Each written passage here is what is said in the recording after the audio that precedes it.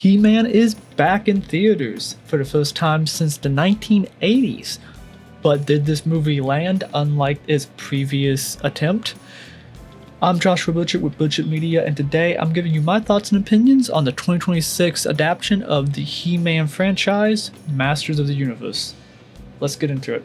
This is a spoiler-free review. I'll stay clear from any major plot points or any major events that happens in the story. So if you just want to find out if you should check this film out, stay tuned. So, let's talk about the story first. The story, I would say, is the weakest part of this film.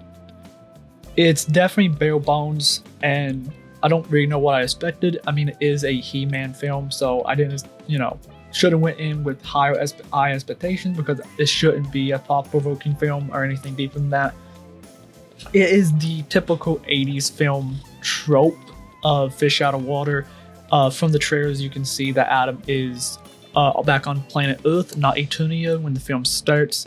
He is looking for a way back home, and that is for the first, I would say, 20 to 25 minutes of the film. And that whole section there is full of definitely old cheesy gags and repeat, basically treading old ground that old 80s movies used to do. I don't think it's necessarily bad because I do think a lot of the jokes in that span definitely do hit, and the humor in this film definitely pulls it a lot.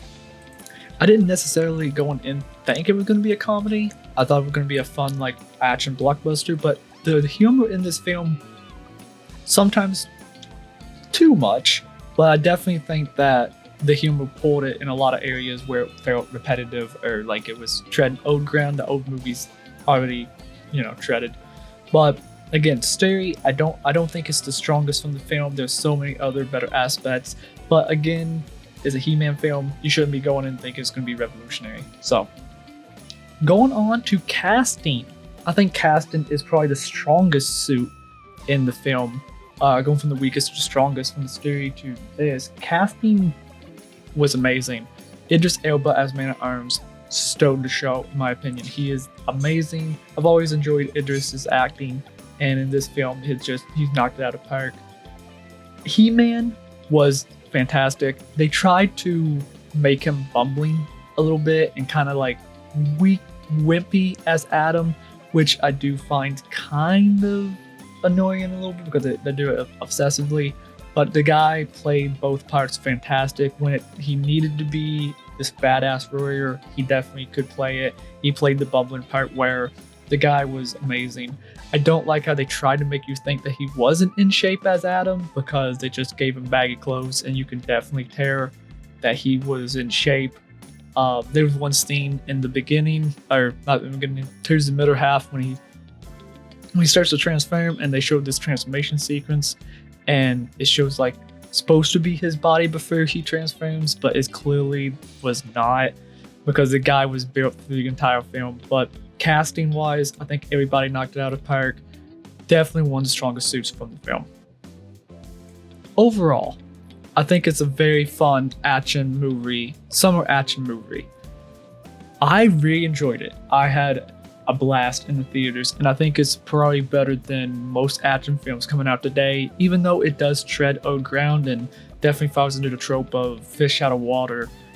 I think it's just something that a lot of films don't do nowadays. A lot of films try to be dark and gritty, and this gave me the same vibe of James Gunn's Superman, where it's lighthearted, it's fun. There's enough uniqueness to it that I feel like anybody would enjoy it, even if you're sick of the fish out of water.